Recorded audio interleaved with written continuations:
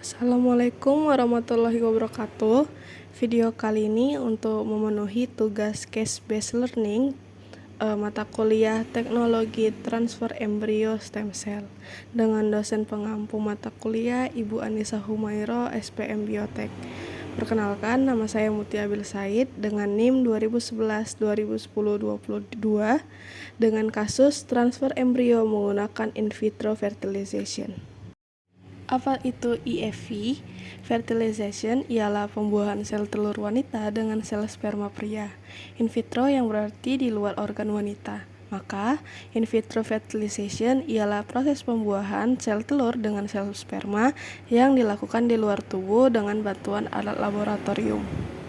Proses perkembangan sel ovum untuk IVF, menurut Pulungan dan Mustafa tahun 2021, proses induksi ovulasi dengan pemberian hormon sintetis dan obat seperti follicle stimulating hormone, luteinizing hormone atau LH, human chronic gonadotropin atau HCG yang diberikan 8-14 hari setelah suntikan perangsang ovarium untuk membantu proses pematangan sel telur jika sel telur sudah siap untuk diambil. Kemudian, obat penekan ovulasi prematur untuk mencegah sel telur lepas terlalu cepat dari indung telur dan suplemen hormon progesteron yang diberikan pada hari pengambilan sel telur untuk mempersiapkan dinding rahim menjadi tempat penempelan embrio. Proses IVF yang dijalankan dari laboratorium hingga anak lahir, yaitu tahap pertama pengobatan stimulasi indung telur dengan diberinya obat sehingga dapat mengeluarkan banyak ovum. Tahap kedua, pengambilan sel telur dengan suntikan lewat vagina dan bantuan alat USG. Pada tahap ini, istri akan dibius total yang tujuannya untuk menciptakan ketenangan. Tahap ketiga yaitu setelah berhasil mengeluarkan beberapa sel telur, dokter akan meminta sperma dari suami dengan cara masturbasi. Selanjutnya, spermatozoa yang terkandung dalam sperma akan dipisahkan dari kandungan bahan-bahan sperma lainnya. Setelah proses pemurnian ini selesai, spermatozoa yang memiliki kualitas baik akan dipertemukan dengan sel telur matang untuk proses fertilisasi dalam tabung gelas di laboratorium yang menjamin nutrisi serta sterilitas spermatozoa dan sel telur dipertemukan. Sebanyak kurang lebih 20.000 spermatozoa pria ditempatkan bersama-sama dengan satu sel telur matang wanita dalam sebuah cawan khusus.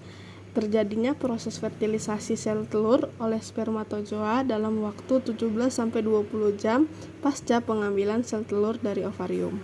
Tahap keempat yaitu pemindahan embrio. Setelah terjadinya fertilisasi, embriologis dan dokter ahli kesuburan akan melakukan pengawasan khusus terhadap perkembangan embrio.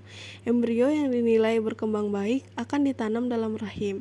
Biasanya, embrio yang baik akan terlihat sejumlah 8-10 sel pada saat akan ditanamkan dalam rahim. Embrio ini akan dipindahkan melalui vagina ke dalam rongga rahim ibunya selama 2-3 hari kemudian. Tahap kelima yaitu pengamatan terjadinya kehamilan. Setelah implantasi embrio, maka tinggal menunggu apakah kehamilan akan terjadi. Apabila 14 hari setelah pemindahan embrio tidak terjadi haid, maka dilakukan pemeriksaan urin untuk menentukan adanya kehamilan.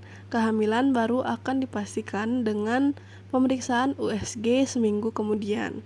Apabila semua tahapan itu sudah dilakukan oleh istri dan ternyata terjadi kehamilan, maka dapatlah pasangan suami istri menunggu proses kelahirannya yang memerlukan waktu 9 bulan 10 hari.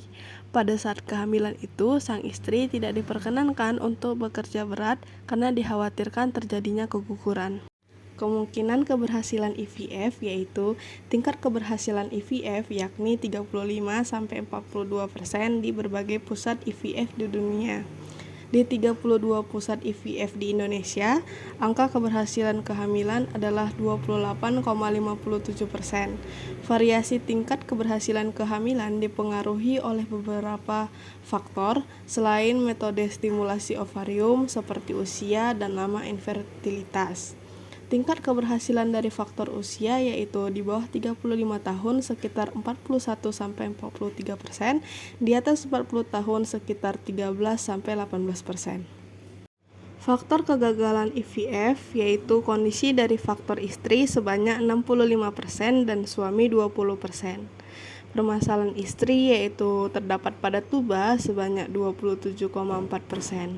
Faktor tuba yaitu satu tuba bermasalah dan kedua tuba bermasalah.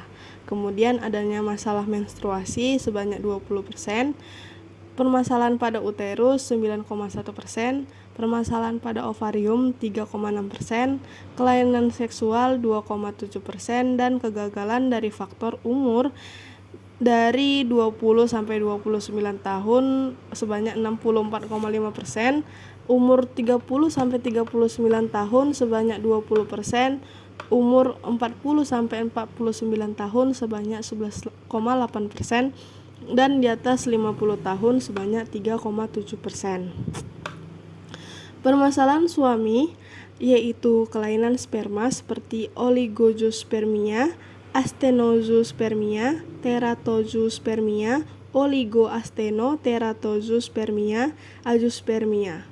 Kelainan sperma terbanyak yang ditemui adalah oligoastenoteratozoospermia sebanyak 61,1%.